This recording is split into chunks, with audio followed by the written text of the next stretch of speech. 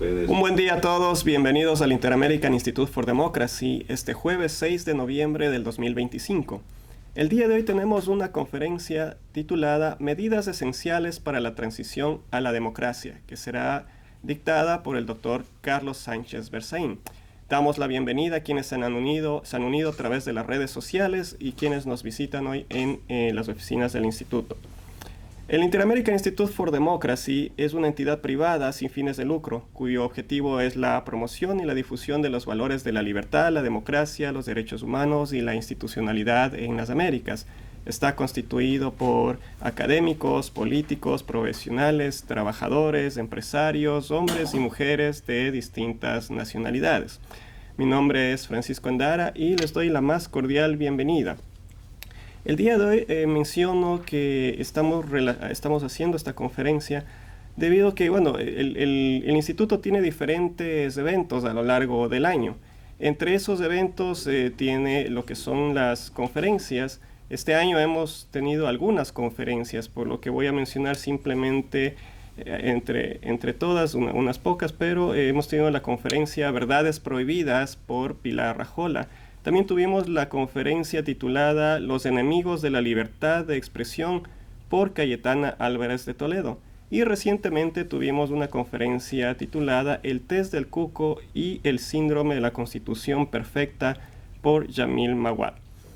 El día de hoy, como mencioné, tenemos esta conferencia titulada Medidas Esenciales para la Transición a la Democracia. Quiero mencionar un poco respecto al doctor Berzaín. Es un conocido abogado, politólogo boliviano. Ha escrito varios libros sobre el derecho a la libertad, a la democracia.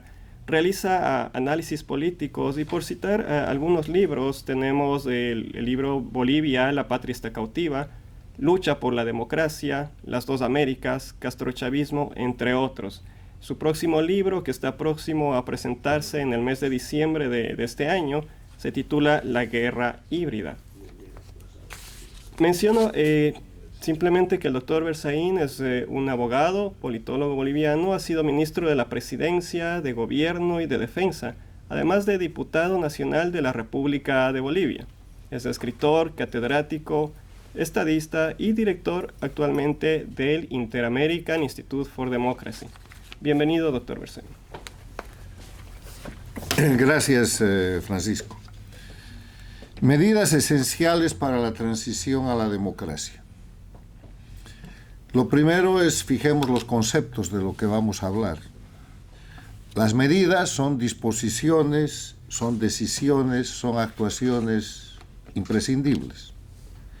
Cuando hablamos de transición, estamos hablando de pasar de un modo de estar a otro distinto, supone cambio, supone transformación.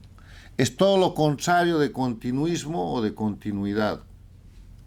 Cuando hablamos de democracia en las Américas, estamos hablando de la Carta Democrática Interamericana, aquel tratado fundacional que señala en su artículo primero que la democracia es un derecho de los pueblos de las Américas y que los gobiernos tienen la obligación de promoverla y defenderla. Y que en su artículo tercero enuncia los 5 elementos esenciales de la democracia, que son, primero, el respeto a la libertad y los derechos fundamentales. Segundo, el acceso al poder y su ejercicio con sujeción al Estado de Derecho. Tercero, la separación e independencia de los poderes públicos. Cuarto, la libre organización política. Y quinto, en base a todo aquello, la celebración de elecciones periódicas, libres, justas, fundadas en el sufragio universal como expresión de la soberanía popular.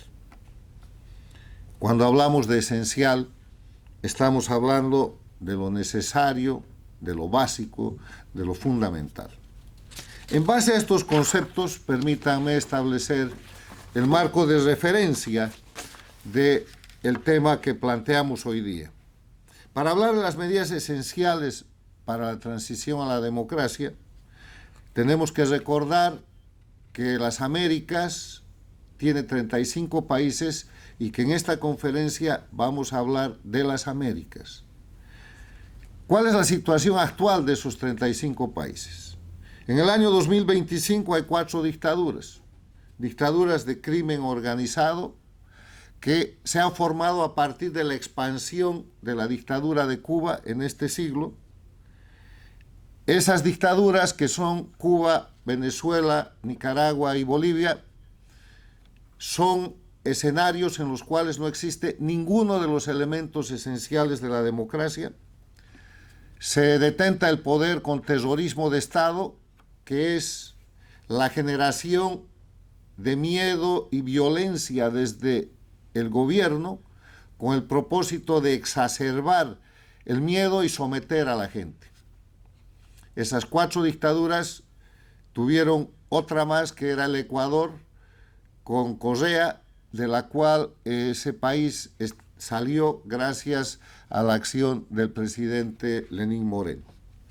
Además de las 4 dictaduras, hay 5 gobiernos paradictatoriales. Son gobiernos establecidos en democracias, pero que deben su arribo al poder al apoyo, al financiamiento, al sostenimiento que le han dado las dictaduras y que por lo tanto son sirvientes de las dictaduras paradictatoriales. México con López Obrador y Sheinbaum, Brasil con Lula, fundador del Foro de Sao Paulo, Colombia con Gustavo Petro, Chile con Boric, excepto en el tema de Venezuela, y Honduras con Xiomara Castro. Y el resto de los 26 países de las Américas son democracias.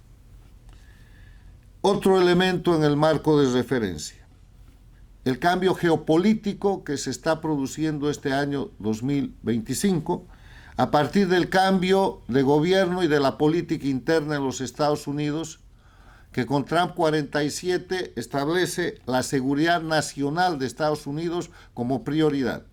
Y entonces identifica las agresiones de que está siendo víctima este país en el narcotráfico, en el terrorismo, en el tráfico de personas, en la migración forzada y en una serie de otros elementos que lo llevan a cambiar su política exterior y que lo llevan a identificar los puntos de origen de esas agresiones, siendo la más notable la del Cartel de los Soles, que es el grupo que detenta el poder y oprime y suplanta la soberanía en Venezuela, bajo mando de Nicolás Maduro, que tiene orden de captura de $50 millones, Diosdado Cabello y otros. Esto marca una consecuencia fundamental para nuestro análisis, y es el hecho de que lo normalmente denominado como dictadura, como usurpadores del poder, como detentadores ilegales que oprimen a los pueblos, ha adquirido una categoría que era en verdad su categoría de origen, respecto a la cual quien habla y el Inter-American Institute for Democracy, por lo menos en los últimos 20 años hemos estado insistiendo, que es la categoría de organizaciones criminales, de delincuentes. La gente que detenta el poder en Cuba, en Venezuela, en Bolivia y Nicaragua no son políticos, no son revolucionarios, son criminales. Y las organizaciones con las que oprimen a los pueblos no son partidos políticos, no son agrupaciones sociales, no son movimientos populares, son organizaciones delictivas transnacionales. Ese cambio genera un cambio regional y mundial importante que señala el eje de confrontación geopolítico que hoy día se vive en las Américas y en el mundo, que no es el choque de derechas e izquierdas, no hay una confrontación ideológica en un mundo que es capitalista, en un mundo que es globalizado y en un mundo que avanza en la revolución tecnológica. El eje de confrontación es el crimen que ataca a la democracia. Es la violación de los derechos humanos y de los derechos fundamentales, de la libertad de las personas, que ataca en un sistema en el cual se garantizan todos esos principios. El otro elemento en este marco de referencia es que la realidad objetiva muestra que hay transiciones previstas. ¿Por qué nos estamos poniendo hoy día a hablar de las medidas esenciales para la transición a las democracias, a la democracia? Porque esos 4 países que son dictaduras, Cuba, Venezuela, Nicaragua y Bolivia, tienen una previsibilidad de muy corto plazo de transitar de la dictadura a la democracia. Y la primera que lo hace, o tiene la oportunidad de hacerlo, es Bolivia, en un par de días, cuando el 8 de noviembre asuma como presidente o jefe de Estado Rodrigo Paz. Hay una gran expectativa, hay una gran posibilidad de que Bolivia salga de la situación de ser una dictadura satélite del denominado socialismo del siglo XXI o castrochavismo, liderado por Cuba con control venezolano y con presencia de sus aliados extracontinentales, y le devuelva al pueblo boliviano la condición de democracia. Pero hay otro país que también está cerca, Venezuela. El cartel de los soles está identificado. La democracia más importante del mundo y la potencia militar más importante del mundo ha movido sus fuerzas y le ha dado prácticamente varios ultimátums a Nicolás Maduro y su grupo criminal para que le devuelvan el poder y la soberanía al pueblo venezolano, y hay una gran expectativa, que es una expectativa de días o de semanas, no es una expectativa que vaya a trascender ni siquiera los meses. Y con Venezuela recuperada del poder del crimen organizado, ese es el puente a Cuba y Nicaragua, que ya están sufriendo las consecuencias de esta operación, porque Cuba ha dejado de recibir, por ejemplo, petróleo de Venezuela, que ha sido repuesto con el petróleo que le manda el gobierno paradictatorial de México, y hay una serie de elementos económicos y de realidad objetiva que se están aplicando. Establecido ese marco de referencia, permítanme describir o resumir brevemente lo que es la naturaleza de las dictaduras del socialismo del siglo XXI. Estas dictaduras que hemos enumerado, como bajo la jefatura de Cuba, con control de Venezuela, de Nicaragua, de Bolivia, pasó por ahí el Ecuador de Correa, tienen un solo modelo, que es el modelo de Cuba, porque representan la expansión de la dictadura de Cuba en el siglo XXI a partir del momento en que Hugo Chávez en 1999 llegó al poder en Venezuela y le entregó a Fidel Castro todos los recursos petroleros y de dinero necesarios para que salga de su momento de periodo especial, de crisis, de agonía, pero que además cumpla el sueño de la expansión con el famoso internacionalismo que ha llevado a tener estas 4 dictaduras hoy día. Son un solo modelo que está fundado en el que el crimen suplanta a la política. Los partidos políticos, los líderes políticos han sido reemplazados por matones, por criminales, por jefes de banda, por jefes de grupos de paramilitares o de operadores, entre comillas, sociales, que, por ejemplo, en el caso de Bolivia, han convertido en partido político a los productores de coca y de cocaína. O que, en el caso de Venezuela, han convertido en líderes políticos y autoridades del régimen dictatorial a los miembros del cartel de los soles. O que, en el tema cubano, tenemos grupos criminales en manos de lo que llaman Fuerzas Armadas, que es un grupo mafioso que tiene retenido todo el producto o gran parte del producto de la corrupción, que ha sido denunciado hace semanas por la prensa como el Miami Herald, el Diario de las Américas, mostrando que tienen empresas bajo control militar cuando el pueblo muere de hambre.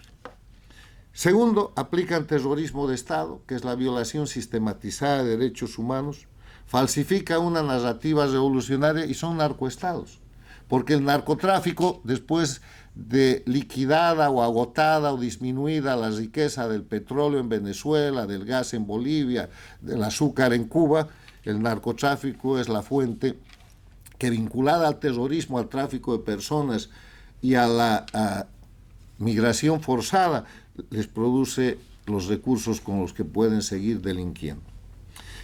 Pero ese sistema, esa organización dictatorial, ese modelo de Cuba, impone un orden jurídico. ¿Qué quiere decir que impone un orden jurídico? Impone constituciones, donde en vez de proteger los derechos humanos, se violan los derechos humanos. Impone lo que yo he venido a denominar las leyes infames, que son leyes que institucionalizan la violación de derechos humanos para que con eso se oprima, entre comillas, legalmente al pueblo.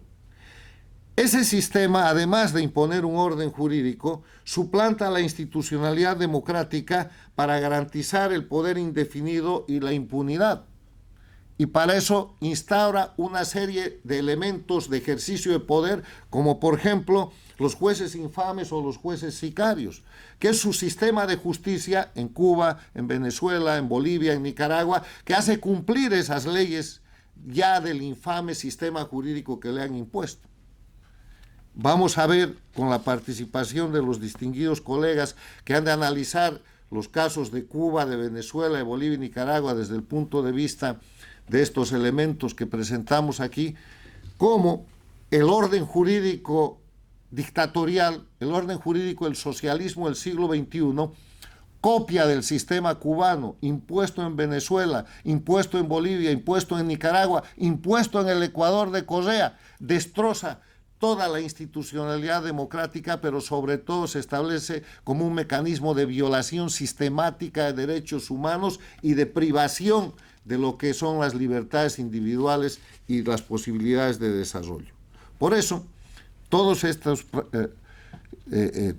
países bajo dictadura tienen presos políticos, y los presos políticos no son los presos políticos de las dictaduras tradicionales, de la violencia, donde llega un grupo militar o paramilitar y se lleva al preso. Además de que hacen eso, su sistema de presos políticos está fundado en la acusación, en el uso de fiscales, de jueces infames, de jueces sicarios, en procesos, acusaciones obviamente falsas, y llenan las cárceles, entre comillas, legalmente en la legalidad infame de las dictaduras, con esas leyes que violan los derechos humanos que, por ejemplo, en Cuba imponen la responsabilidad o la culpa predelictiva. Si el gobierno o el régimen sospecha que hay un cubano que puede generar un delito, ya está acusado y puede ser encarcelado.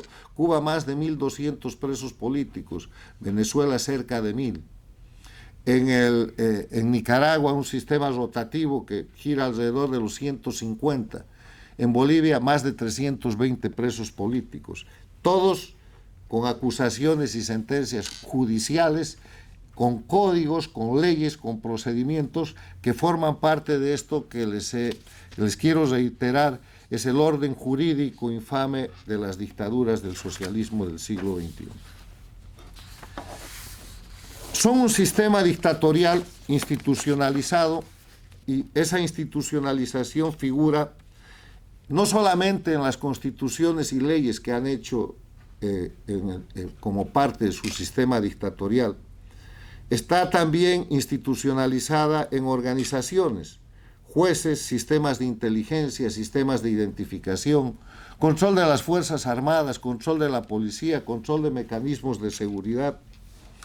En mecanismos de información son dueños de radios, de medios de televisión, de cadenas, son dueños de sistemas de emisión, controlan en Cuba, Venezuela, Bolivia y Nicaragua todo lo que es el aparato relativo a la información.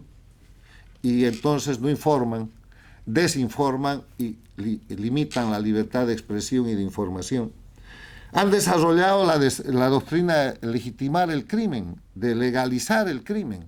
¿Y cómo lo han hecho?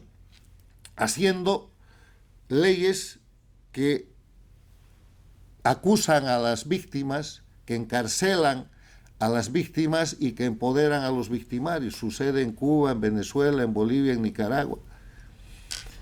Han llevado adelante un sistema para que los narcotraficantes pasen a formar parte de la burguesía del socialismo del siglo XXI, los nuevos ricos.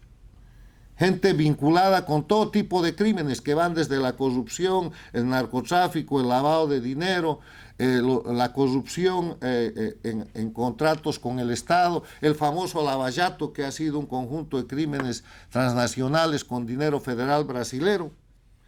Y después han llevado el discurso de la legalización de la droga a los escenarios internacionales. Crean pobreza y la administran, porque cuanto más pobres, mejor y mayor dependencia. Cuando los pueblos son pobres, dependen más del poder central. Uno empieza dependiendo del permiso de viaje y termina dependiendo de la cartilla de distribución de alimentos, como sucede ya en Cuba y Venezuela. O termina dependiendo, como en Bolivia sucede hoy, de la cola de la gasolina o del diésel, que nunca hay. Y además hacen de la persecución y el exilio un negocio, porque en la medida que fuerzan a la gente a irse, esa gente que se instala en diversas condiciones en países del exterior termina generando un ingreso multimillonario para las dictaduras, que son las remesas. Las remesas a Cuba, las remesas a Venezuela, las remesas a Nicaragua y también a Bolivia, que Venezuela tiene más de 8 millones de remitentes de remesas, Cuba tiene cerca de 3 millones, Bolivia tiene cerca de 28.000 exiliados y Nicaragua está empezando a acercarse al 1.000.000 de los exiliados. Establecido este marco de referencia, permítanme entrar ahora al centro de esta charla. Las medidas esenciales para pasar de la dictadura y la democracia. El concepto general es que para pasar de la dictadura a la democracia en las Américas hay que devolver al país, al pueblo, los 5 elementos esenciales de la democracia. Está escrito, es una norma obligatoria, es una norma mandatoria. O sea, hay que devolverle a los pueblos libertad y respeto a los derechos fundamentales, a los derechos humanos.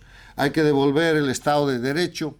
Hay que devolver la separación e independencia de los poderes públicos. Hay que restituir la libre organización política y separar las organizaciones criminales. Y hay que devolver el sistema fundado en el voto universal para hacer elecciones libres. Esa es la norma, pero ahora, ¿cómo se hace eso en la práctica? En la práctica, yo propongo que esto se hace con 3 medidas esenciales, imprescindibles, sin las cuales esto no es posible que suceda. No hay manera de pasar de un sistema dictatorial a la democracia si no se toman por lo menos 3 medidas esenciales. La primera, la eliminación de la estructura jurídica de la dictadura. La segunda, la no impunidad. Y la tercera, la ilegalización de los instrumentos de suplantación política por parte del crimen organizado. Explico cada una de ellas. La eliminación de la estructura jurídica de la dictadura. Ustedes creen, y voy a usar aquí centralmente el ejemplo de Bolivia, pero también voy a mencionar los ejemplos de Cuba, Venezuela y Nicaragua, que están en un grado de dictadura mucho más consolidado. ¿Ustedes creen que es posible que haya democracia en cualquiera de estos países con una constitución que desconoce la igualdad entre los ciudadanos, como hace la constitución de Bolivia, de Cuba, de Venezuela o la de Nicaragua, donde establece ciudadanos de primera y ciudadanos de segunda? En la constitución de Bolivia específicamente, a título de indigenismo, de lucha contra el colonialismo y de una serie de discursos que utilizaron para dividir a la sociedad boliviana, los ciudadanos no son iguales. El voto vale más en el área rural que en el área urbana. Esa misma constitución que ha establecido la no igualdad entre los ciudadanos ha liquidado, como lo hace la constitución de Cuba, de Venezuela, de Nicaragua, la irretroactividad de la ley respecto a los ciudadanos. Reconocen la irretroactividad de la ley como norma, pero establecen en las constituciones una salvedad, salvo casos de traición a la patria o corrupción. Entonces generan, como han hecho en Bolivia, una ley a la que le han puesto el nombre de Marcelo Quiroga Santa Cruz y persiguen a todo el mundo conforme quieren, o por seguridad del Estado, traición a la patria, o por corrupción que ellos mismos cometen o han cometido o que se inventan. Entonces convierten la persecución política en un instrumento de dominación para generar y para crear lo que se llama la oposición funcional, que es la oposición que se termina quedando en el país al servicio de la dictadura para disimular o simular condiciones de democracia, mientras la oposición verdadera está en la cárcel, está en la clandestinidad, está en el exilio o está muerta. Y esto es lo que pasa a partir de un pseudo constitucionalismo dictatorial donde se cambian, se vuelcan todos los principios jurídicos que en lugar de proteger los derechos humanos los violan. porque les quiero recordar que un derecho humano, un derecho fundamental, es la irretroactividad de la ley y el debido proceso legal. Pero van más allá. Además de hacer irretroactiva la ley, atentan contra la propiedad privada. La propiedad privada no representa nada en estos sistemas. En los hechos, en Cuba no reconocen la propiedad privada sino cuando les conviene, cuando entran en determinadas crisis. Y les debo recordar también que la propiedad privada es un derecho humano. Es un derecho humano consagrado por la Declaración Universal de los Derechos del Hombre y consagrado como norma obligatoria por la Convención Americana de Derechos Humanos o Pacto de San José de Costa Rica, que es mandatorio, que es obligatorio para todos los países de las Américas que sí la han ratificado. Y ese derecho de propiedad, ¿por qué es un derecho humano? Porque sin derecho de propiedad no hay libertad. Entonces, como las dictaduras lo que tienen que hacer es coartar y suprimir la libertad, atacan la propiedad privada y todo el constitucionalismo falso del socialismo del siglo XXI o del castrochavismo, establecido e impuesto en Cuba, Venezuela, Bolivia y Nicaragua, viola la propiedad privada.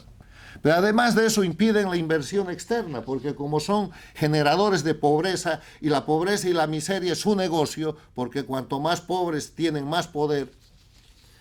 Tenemos el ejemplo del artículo 320 de la denominada Constitución del Estado Plurinacional de Bolivia, que dice que además de priorizar en cualquier inversión a los nacionales, que no está mal, cualquier extranjero que invierta en Bolivia está sometido a las leyes bolivianas y no puede alegar ninguna reclamación consular o diplomática y que en consecuencia no puede someter los negocios que haga en Bolivia o con Bolivia a ningún tribunal del exterior. Yo pregunto, ¿quién invierte en esas condiciones? Esa es una norma constitucional establecida para que no haya inversión. Y en esas condiciones, ¿ustedes creen que el nuevo gobierno que llega a Bolivia puede restituir la democracia? O sea, es imprescindible terminar con la estructura jurídica de la dictadura, pero les doy un elemento más. El narcotráfico, principal negocio del socialismo del siglo XXI, después de que aniquilan la riqueza de los pueblos. En Bolivia había una ley, ejemplo para todas las Américas, promulgada y vigente desde 1985, el gobierno del doctor Paz Estenssoro. Esa ley se volvió una política de Estado y fue ejecutada hasta que el año 2003, cuando se produjo el golpe del 17 de octubre que derrocó al presidente Sánchez Lozada, crearon los golpistas la denominada Agenda de Octubre, que tenía, entre otras cosas, 3 propuestas. La primera, constituyente, para hacer esto, para suplantar el sistema jurídico institucional de la República de Bolivia. La segunda, nacionalización de hidrocarburos. ¿Para qué? Para dejar a Bolivia sin gas, como ha sucedido ya hace unos años, como lo hicieron en Cuba con el azúcar y en Venezuela con el petróleo. Y tercero, libre cultivo y ampliación de la coca, entre comillas, la hoja sagrada, para convertir a Bolivia en narcoestado.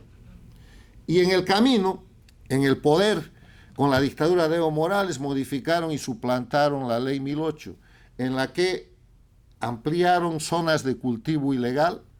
Bolivia tenía el año 2003 3.000 hectáreas de coca ilegal, hoy día tiene cerca de 100.000.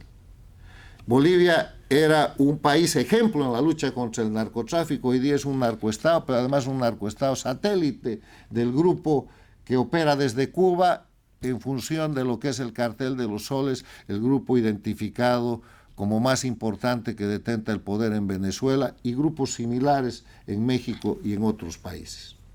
Entonces, va a poder luchar contra el narcotráfico el nuevo gobierno de Bolivia con la DEA expulsada, sin la cooperación internacional, con el incumplimiento de todos los acuerdos de lucha antinarcóticos que ha hecho Evo Morales y con la ley pro narcotráfico de la dictadura de Evo Morales y Arce Catacora que ha suplantado a la ley 1008.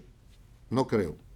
El otro tema es que esa estructura jurídica de la dictadura tiene operadores, tiene jueces, tiene fiscales, tiene gente que se pone al servicio obsecuente del régimen y que se cubre con las leyes infames que la dictadura ha dictado para violar los derechos humanos. Pero además esta gente, yo la calificaría de transformer, tiene una capacidad de cambio extraordinaria. Y para eso permítanme usar de nuevo el ejemplo de Bolivia. El año 2019, cuando Evo Morales hizo fraude electoral, renunció y fue ayudado a escapar a México, de ahí a Cuba, de ahí a la Argentina, los jueces, el sistema, era el de la dictadura. Y esos jueces decidieron reconocer a la señora Yanine Áñez como presidenta. La reconocieron primero. Cuando la dictadura recuperó el gobierno, la desconocieron y después de unos meses la metieron a la cárcel, de la que se dice que puede salir hoy día, con los mismos jueces, con el mismo sistema. O sea, ¿cómo es posible que la reconozcan, la desconozcan, la encarcelen y ahora la liberen? O sea, son los jueces sicarios, son los jueces que ahora van a estar seguramente durante los primeros meses al servicio del gobierno de Rodrigo Paz para aplicarle después de un tiempo, cuando se debilite, la receta que ya le han aplicado a la señora Áñez. Y no solamente pasa eso en Bolivia, pasa en todos los países.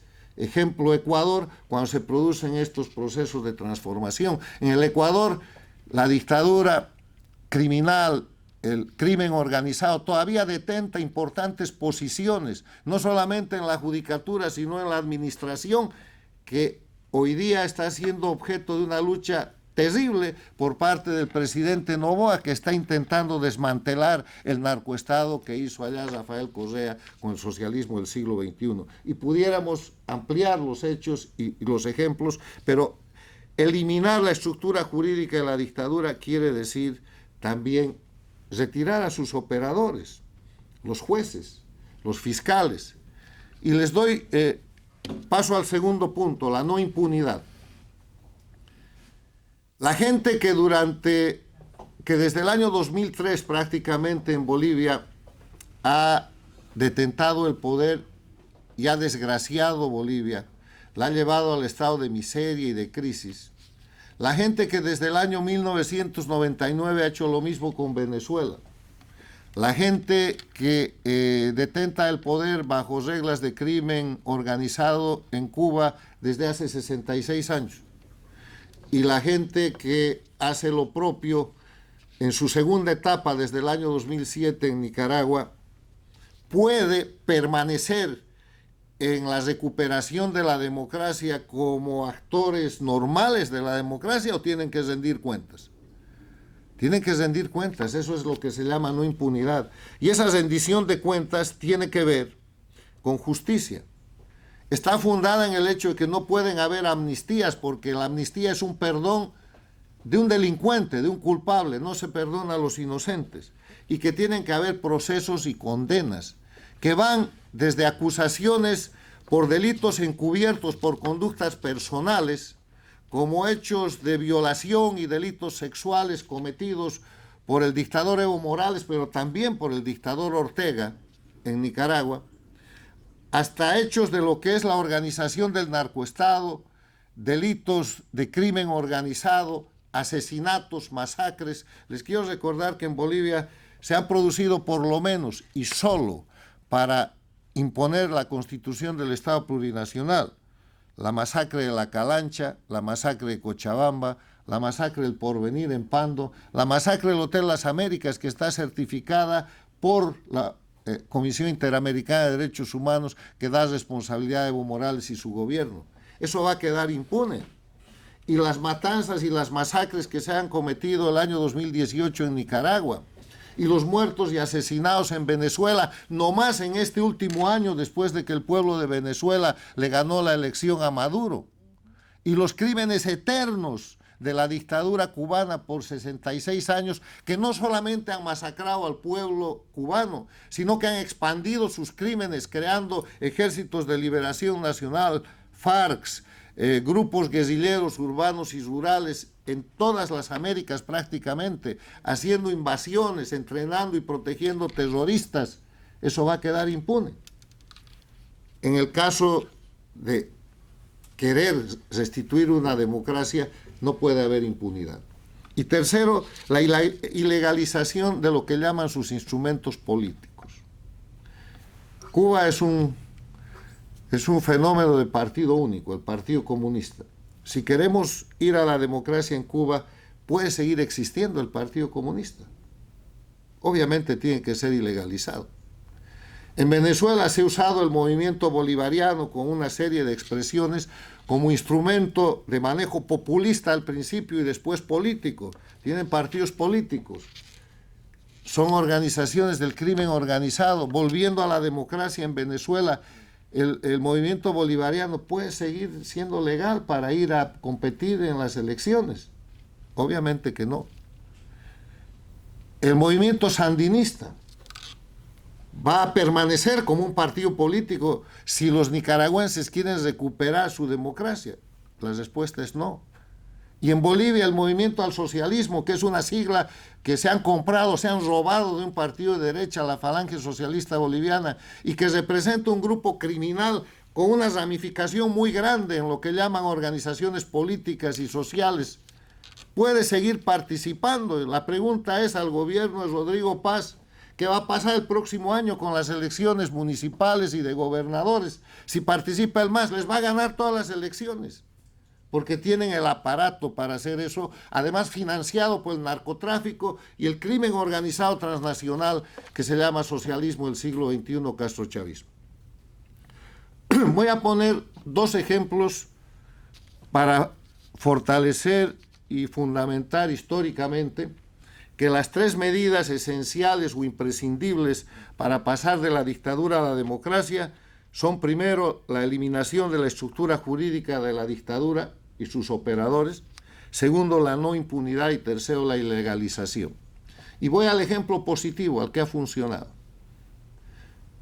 Ustedes saben que en la Segunda Guerra Mundial el nazismo instaló una dictadura en Alemania, el imperialismo japonés instaló una dictadura imperial en el Japón, llevaron al mundo a una guerra que costó 85 millones de muertos, y un día, después de años de lucha, los aliados reocuparon Alemania, y después de 2 bombas atómicas pasó lo mismo en el Japón. ¿Qué había que hacer con esos países, con esos pueblos? Retornarlos a la democracia. Y para la transición a la democracia, lo primero que se hizo fue obviamente eliminar las normas y las constituciones del Tercer Reich, porque con eso no se hubiera podido, y las del Imperio japonés, porque así no se hubiera podido. Entonces nació la democracia alemana y nació la democracia parlamentaria japonesa. O sea, eliminar la estructura jurídica del sistema dictatorial. Lo segundo, no impunidad. Como no se puede juzgar y estar siempre juzgando y trancar en eso el proceso de recuperación que los países que han estado sometidos a dictaduras necesitan, hay que hacer un corte, hay que identificar a los responsables en las diferentes áreas de los crímenes cometidos. Esos fueron los tribunales de Nuremberg en Europa, en Alemania. Y esos fueron los tribunales de Tokio, en el Japón, donde se juzgó a la gente por una serie de crímenes, crímenes de agresión, crímenes de guerra, crímenes de lesa humanidad. Se los sancionó y el resto de la gente quedó incorporada a un proceso de recuperación democrática, no impunidad. Y tercero, la ilegalización de los instrumentos políticos. Hasta hoy día está ilegalizado el Partido Nacional Socialista o el Partido Nazi Alemán, porque si ustedes creen que después de haber hecho eso en el proceso de recuperación democrática de Alemania, el partido nazi se quedaba con personería, hubiera ganado todas las elecciones. O el grupo imperialista del Japón hubiera hecho lo propio. Entonces, eso es el ejemplo de lo que sí funciona si se aplican estas 3 reglas. Les voy a dar el ejemplo de lo que no funciona. El año 1990 ganó la elección, después de la guerra que se produjo en Nicaragua, ganó la elección doña Violeta Ramos de Chamorro. Y el sandinismo, Ortega, el actual dictador, Daniel Ortega, no le quería entregar el poder. Entonces se movilizó todo el sistema americano y latinoamericano de democracia e hicieron un acuerdo para que entregue el poder. Y el acuerdo tenía, entre otras cosas, 3 puntos. Primero, los sandinistas se quedaban con la piñata. ¿Qué era la piñata? Todo lo que se habían robado. No había manera de que les quiten, los juzguen. Habían ocupado propiedades, haciendas, sembradíos, entidades industriales. Se quedaban con todo. Impunidad. O sea, se garantizaba la impunidad como primer punto para que le entreguen el gobierno a doña Violeta. Segundo punto. Las Fuerzas Armadas sandinistas se quedaban bajo el mando del hermano de Daniel Ortega y doña Violeta, la presidenta, no podía tocar aquel poder, estructura. Y tercero, el movimiento sandinista de liberación, partido político con representantes, con diputados, senadores, formaba parte de la comunidad política que iba a fortalecer la democracia nicaragüense. Resultado, pasaron 17 años y el año 2007, el mismo Ortega, con la complicidad de opositores funcionales corruptos como Alemán, que para proteger, para darse impunidad a sí mismos, entregaron la democracia, Ortega volvió al poder. Y ahí está, sigue y seguramente morirá ahí. O sea, no hay manera de retornar la democracia si es que solamente se toma el gobierno. Además de tomar el gobierno, hay que recuperar el poder. ¿Qué quiere decir esto? Quiere decir que el próximo gobernante de Bolivia, de Venezuela, de Nicaragua o de Cuba, cuando agarre la presidencia o el mando del poder ejecutivo, estará tomando el gobierno. Pero solamente tomará el poder cuando haya destruido las estructuras básicas, el sistema, la organización criminal de las dictaduras que de manera uniforme, porque son igualitas, han suplantado las democracias en Cuba, Venezuela, Bolivia y Nicaragua. Y eso se hace, de nuevo, eliminando la estructura jurídica de la dictadura y sus operadores. No hay manera de que haya democracia en Cuba con la Constitución cubana. No hay manera de que haya democracia en Bolivia con la constitución del Estado plurinacional, que además fue impuesta con falsificaciones, con masacres y con hechos de sangre reconocidos internacionalmente. No hay manera de que se vuelva a la democracia si los jueces de la dictadura se quedan para juzgar a la gente que está llegando al gobierno y al cambio que quieren hacer. No hay manera de que eso suceda con impunidad. Cuando los Castro, los Díaz-Canel en Cuba, los Chávez, los Maduro, la gente de ese grupo criminal, los Ortega, Murillo en Nicaragua, los Morales, todos ese grupo criminal de más de 22 años en Bolivia, Arce Catacora y sus cómplices, que tienen decretos de amnistía firmados a su favor, no respondan. No puede haber retorno a la justicia, a la democracia sin impunidad. Y tampoco hay manera de que la democracia se vuelva a fortalecer, se desarrolle y la gente de bien vuelva a la política si los criminales siguen teniendo instrumentos políticos como el movimiento al socialismo en Bolivia. Termino diciéndoles que este breve resumen simplemente trae consigo una recomendación a los pueblos que están luchando por su libertad y democracia, a los líderes que están en gran esfuerzo dentro de sus países y en el exilio, luchando por devolverle la democracia a Bolivia, a Venezuela, a Cuba y a Nicaragua, a los organismos, gobiernos y líderes internacionales y mundiales que están ayudando en ese esfuerzo, para decirles que para recuperar la democracia en los países que hoy día son dictaduras del socialismo del siglo XXI, del castrochavismo, no solamente hay que tomar el gobierno, hay que recuperar el poder, reinstalando las instituciones democráticas, reinstalando las garantías de libertad y de vigencia de los derechos humanos, sin impunidad y sin presencia de los mecanismos de operación entre comillas, política que tienen estos grupos criminales. Muchas gracias.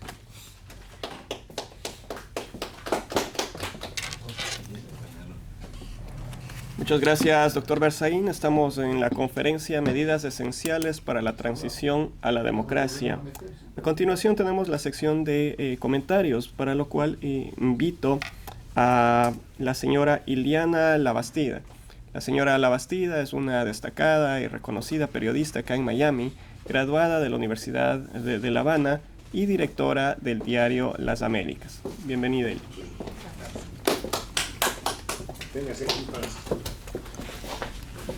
Buenos días, muchas gracias al Instituto por la invitación. Muchas gracias a todos los que se comunican, sintonizan este foro convocado para la mañana de hoy, en el que analizamos cuáles son los peligros que correría Bolivia si, a pesar de que ganó las elecciones, un candidato que puede ayudar a recuperar la democracia en ese país no adopta las medidas y las decisiones adecuadas, como exponía el doctor Berzaín. En mi caso voy a hacer los comentarios basados en la experiencia de Cuba, de donde vengo y donde hace 66 años está establecida una dictadura totalitaria. Cuando se habla de dictaduras en Latinoamérica, el modelo del autoritarismo persistente hay que adjudicárselo a Cuba, y el régimen que hace 66 años se impuso en esa isla del Caribe a solo 90 millas de Estados Unidos. Las razones históricas, políticas e ideológicas por las cuales esto ha ocurrido se exponen una y otra vez. También son muchos y diversos los métodos y esfuerzos empleados para ponerle fin a lo que comenzó con un ropaje de revolución y le ganó, precisamente por la carga semántica de esa palabra, una dimensión simbólica.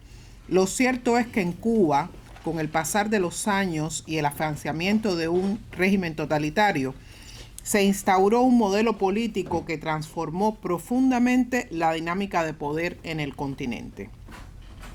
Este modelo no solo se consolidó dentro del país, sino que se expandió como influencia decisiva en la configuración de regímenes autoritarios en otros países de la región, influencia que persiste aún hoy, pese a que la población cubana ha mermado en los últimos años por un éxodo masivo indetenible y en este momento que hablamos sucumbe ante una crisis epidémica generalizada en todo el país.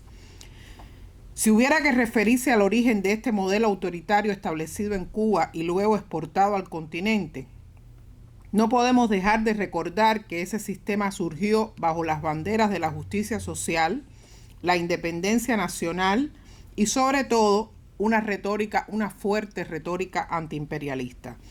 Aunque, como sabemos, una vez consolidado el poder, lo primero que se abolió y proscribió fue la pluralidad política y la libertad de prensa, estableciendo un sistema de partido único y subordinando todas las instituciones a las órdenes de una sola persona y un solo partido.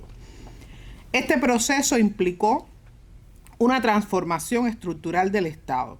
El ejército se fusionó con el poder político, los sindicatos fueron absorbidos por el aparato gubernamental y la educación se convirtió en un instrumento de adoctrinamiento ideológico.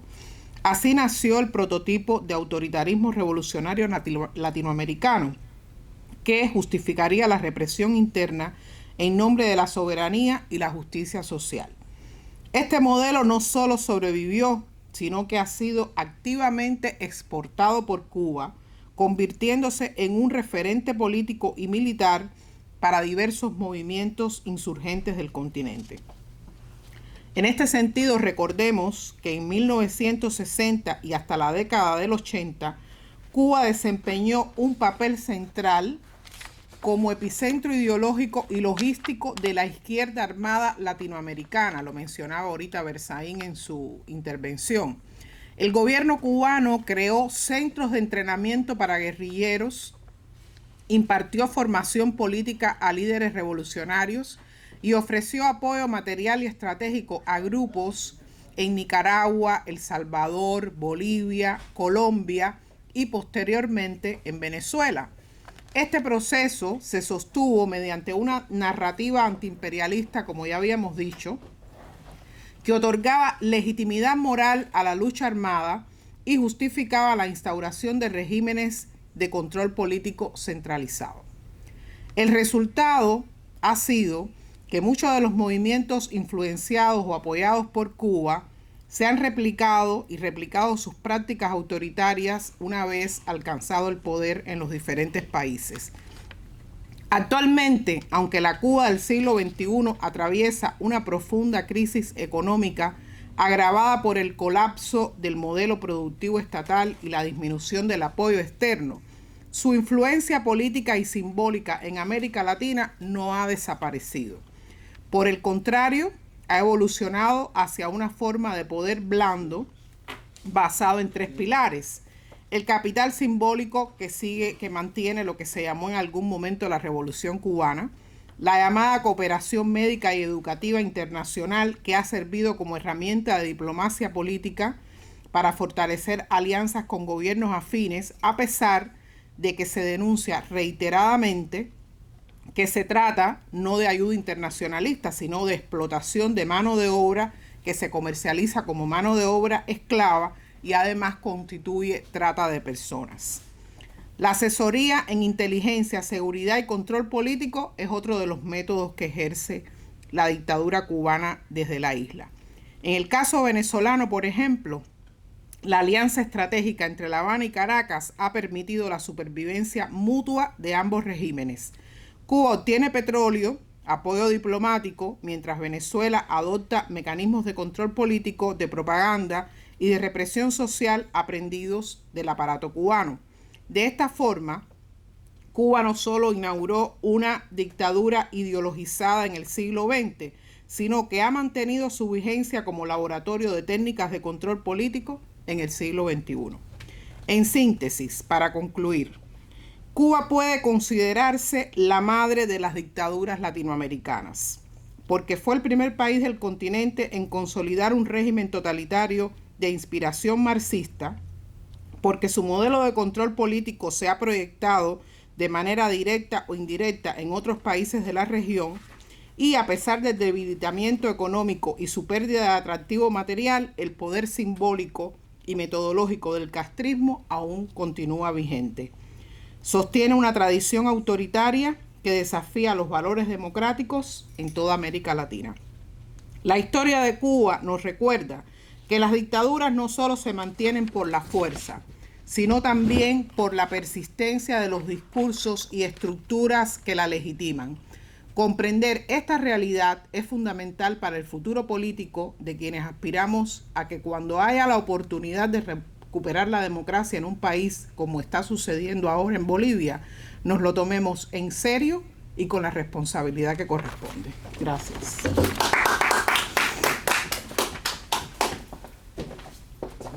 De la conexión, invito al señor doctor Guido Añez. El doctor Añez, bueno, es reconocido gobernador, fue gobernador de la provincia de Santa Cruz en Bolivia, fue ministro de Agricultura también y expresidente de la Cámara de Diputados. Bienvenido, doctor Añez.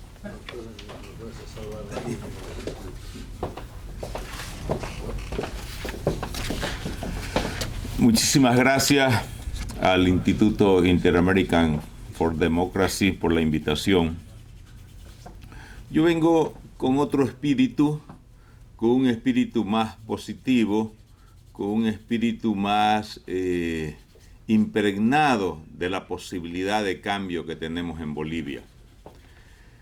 Se ha dado un proceso de transición, o se puede dar un proceso de transición, porque la dictadura fue derrotada en las urnas.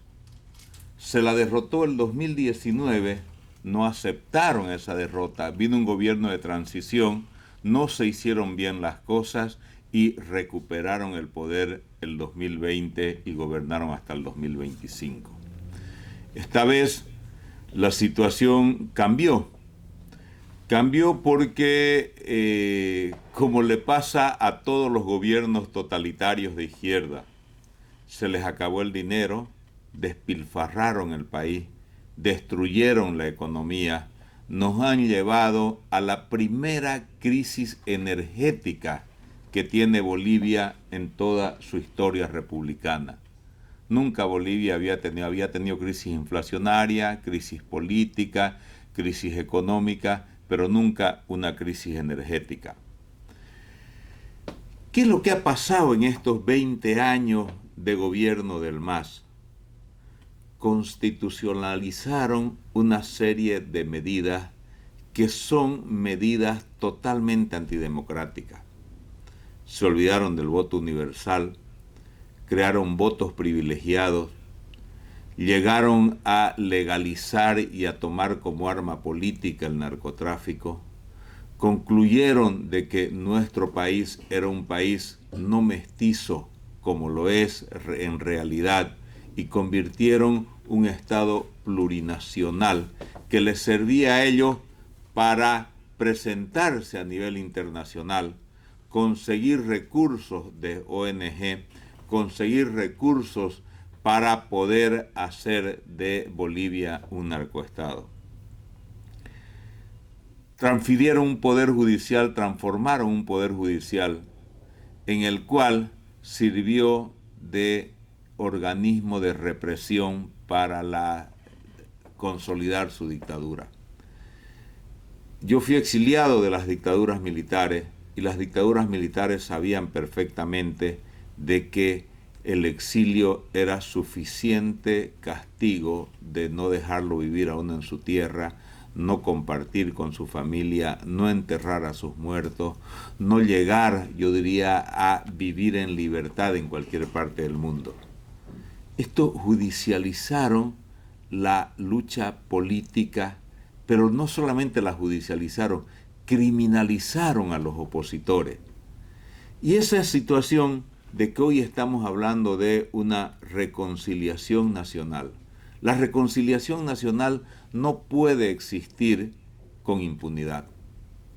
Vamos a dejar en el olvido los presos políticos, vamos a dejar en el olvido los que han muerto en la cárcel, vamos a dejar en el olvido todos los abusos, todas las masacres, todas las situaciones en las cuales el país ha sufrido producto de la dictadura. Yo creo que no. Estamos nosotros entrando a un nuevo gobierno. Hay esperanza en el pueblo boliviano. Hay esperanza porque en estas primeras semanas el presidente Rodrigo Paz ha ingresado nuevamente a Bolivia en el concierto internacional. Ha dicho que va a restablecer relaciones con Estados Unidos. El restablecimiento de relaciones con Estados Unidos implica al mismo tiempo un cambio de paradigma de lo que significa la situación de política internacional que ha tenido Bolivia en los últimos años. Nunca me he sentido tan contento yo en mi vida como cuando el ALBA expulsa a Bolivia de ese organismo. Realmente hace un reconocimiento a que Bolivia recuperó la democracia, a que Bolivia recuperó la racionalidad, a que Bolivia ya no le sirve a ellos como un parapeto para hacer sus actos delincuenciales. Hay cosas que indudablemente debemos nosotros ser conscientes. Estamos ante un desafío bastante grande. Estamos ante un desafío que es lindo, porque vamos a tener que cambiar todas las cosas que se hicieron mal en nuestro país.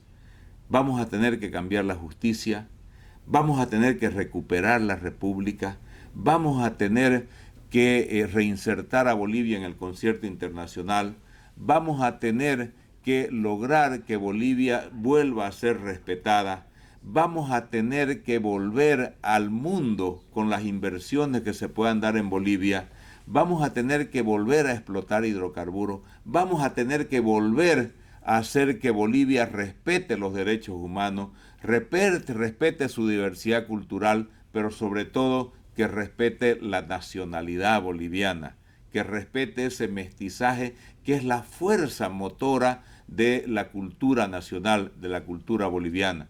Esas situaciones las tenemos que recuperar, porque lo contrario significaría de que hay gobierno de transición y no un gobierno de cambio. Yo quiero un gobierno de cambio, porque Bolivia tiene malas experiencias con los gobiernos de transición. Son inestables, no hacen cambios profundos, no hacen los cambios que necesita la sociedad. En el siglo XXI la sociedad espera poco. Las nuevas generaciones esperan poco. Las nuevas generaciones que viven del TikTok, del Instagram, de las redes sociales, se desesperan y no esperan mucho tiempo. No tienen la paciencia que tenían las sociedades del siglo XX. Esta es una sociedad en la que debemos saber leer nosotros las aspiraciones, sobre todo de la juventud.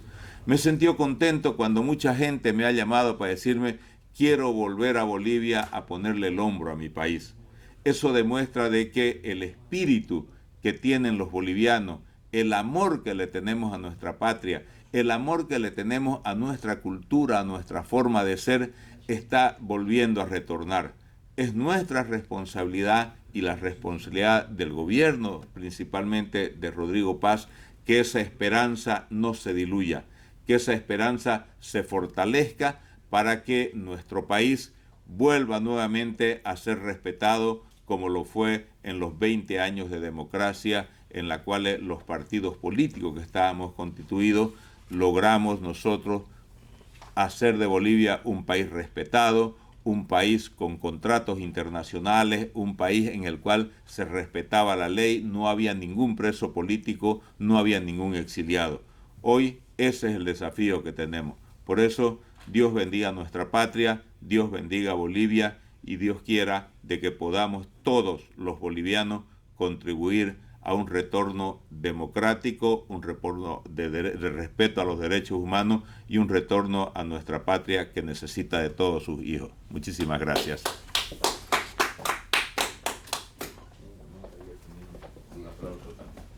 A continuación, seguimos en la conferencia Medidas Esenciales para la Transición a la Democracia. Habíamos tenido un inconveniente técnico con la conexión con el señor Galeano. Queremos ver si se solucionó. Adelante, señor Galeano.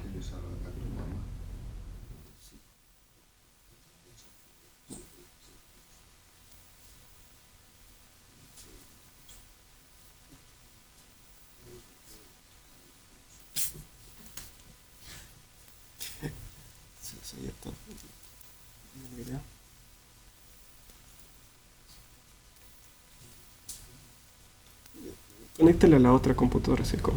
Ahí está. Muchas gracias, doctor Carlos Sánchez Mercadillo. Muchas gracias al Instituto Interamericano por la Democracia, a toda su directiva, por tomarnos en cuenta para esta conferencia.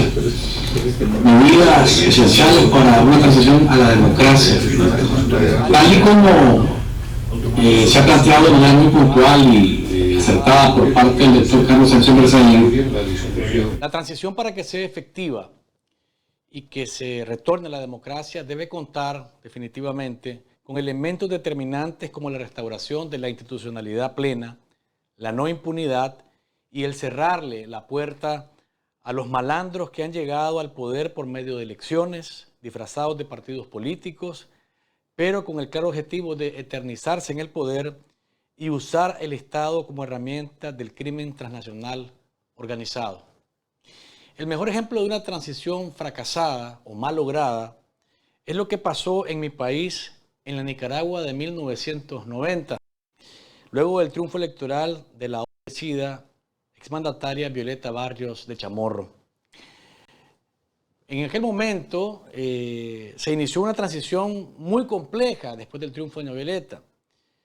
Es lo que se conoce como una especie de triple transición, de la guerra, de una cruenta guerra, a la paz, de un sistema autoritario a un régimen democrático y de libertades, de una economía estatizada a una economía de mercado.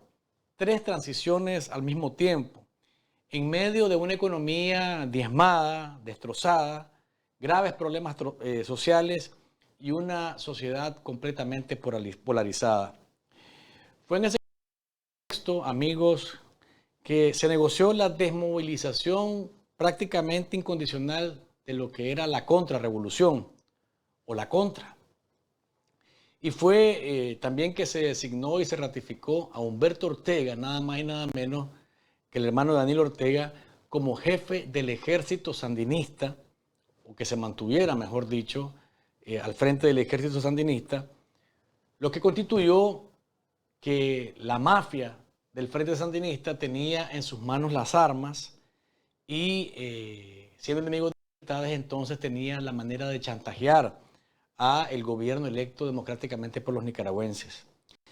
También quedaron intactos los servicios de inteligencia y de seguridad y por tanto no hubo verdad y no hubo justicia. Se intentó volver a la institucionalidad, pero el cáncer del sandinismo, con las armas en la mano y el control de las masas, estaba por todas partes y torpedió todos los intentos, afirmando que reclamar institucionalidad era atentar contra los logros de la mal llamada revolución, que en realidad resultó ser una estafa. A través de las azonadas, como elementos de chantaje, paros, tranques y quemas de vehículos, asesinatos y amenazas de golpe de Estado en contra de doña Violeta, la mandataria decidió evitar derramamientos de sangre y empujar a una reconciliación, matando en puerta entonces el intento de retomar la institucionalidad. Eso implicó, amigos y amigas, cubrir de impunidad todos los crímenes cometidos por la mafia del Frente Sandinista en esa oprobiosa década de los años 80. Asesinaron a miles de jóvenes, los mandaron a morir a la montaña por una causa que no era la de ellos. Encarcelamientos políticos, asesinatos y ejecuciones políticas, corrupción, piñatas y el Estado botín. Todo eso quedó en la impunidad. Todo quedó como polvo escondido debajo de la alfombra. Responsables, y aquí lo importante de que no se repitan situaciones como esta en una transición hacia la democracia real, porque cuando los responsables de los crímenes no responden ante la justicia, quedan convidados a repetir una y otra vez las tropelías. Porque desde la oposición, el Frente Sandinista, a los gobiernos democráticos que hubo en el país desde 1990 hasta el 2006, estuvo boicoteando, paralizando, cometiendo delitos una y otra vez, desde 1990 hasta el 2006.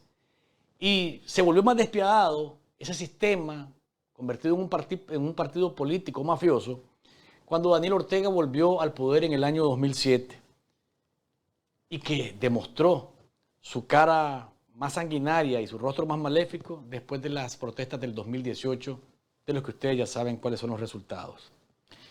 Si en los años 90 era imposible pensar en alcanzar justicia, hoy es simplemente querer alcanzar o bajarse a pedradas una estrella, como decimos. De haberse logrado lo esencial, Daniel Ortega jamás hubiese regresado al poder y más bien hubiese caído preso junto a su hermano y el resto de compinches por los delitos y barbarias cometidas. Hubiese sido proscrito el Frente Sandinista como partido político porque siempre, incluso desde la guerrilla en la búsqueda del derrocamiento de la dictadura de Somoza, cometieron decenas, si no centenares de actos de terrorismo que fueron vistos en aquel momento como actos de heroísmo de los muchachos en contra del dictador Somoza.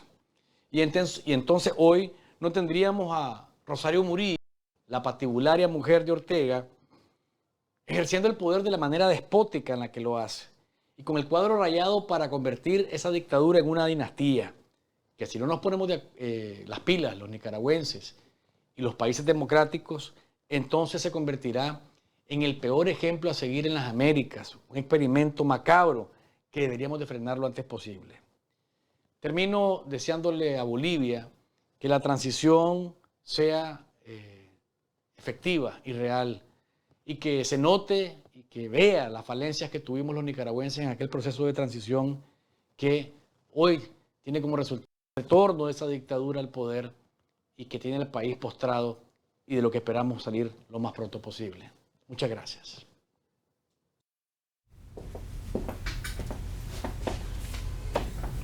Damos las gracias al señor Galeano. A continuación invito a tomar la palabra a la señora Beatriz Rangel.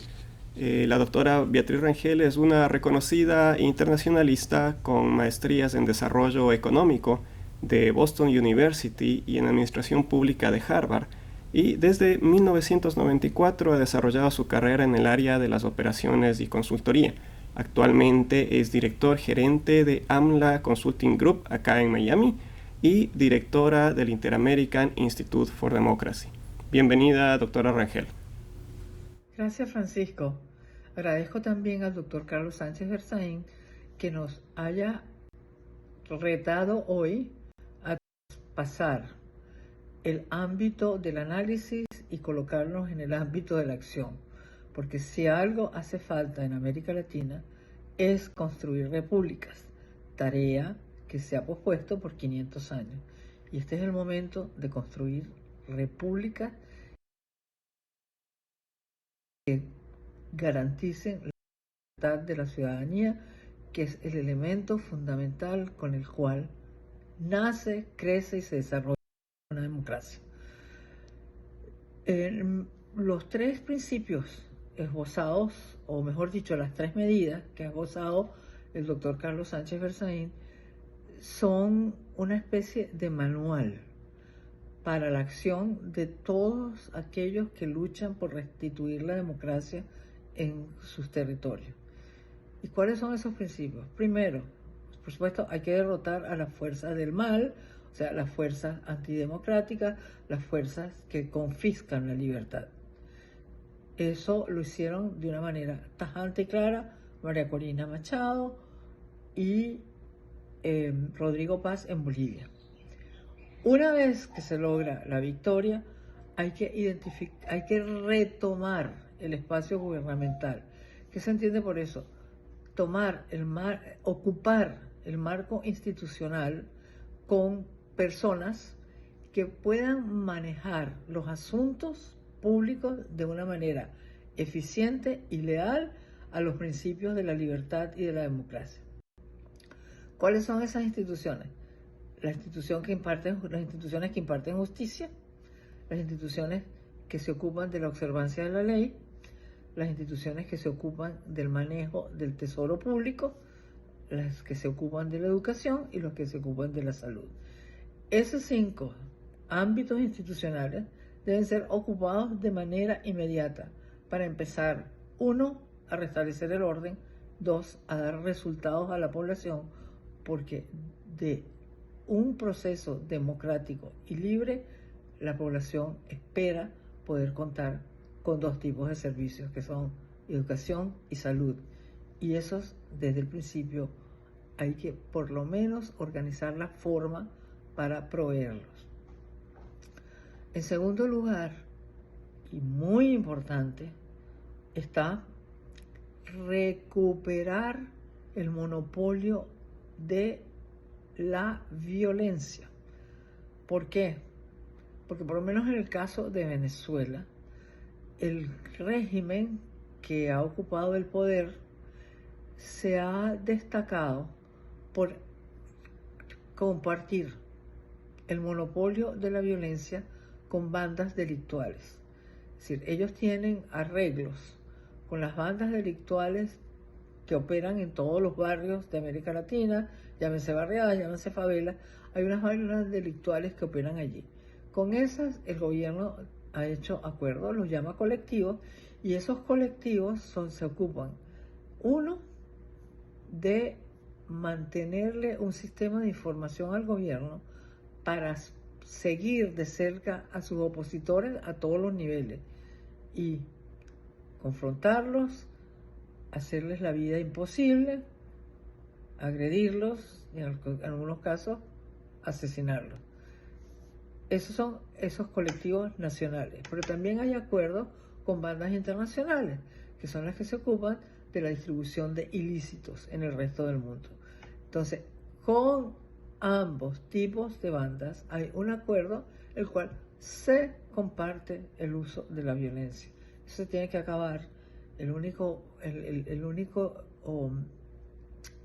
ente que debe administrar la violencia es el Estado, y a través de qué instituciones lo hacen las Fuerzas Armadas, la policía y las agencias de investigación.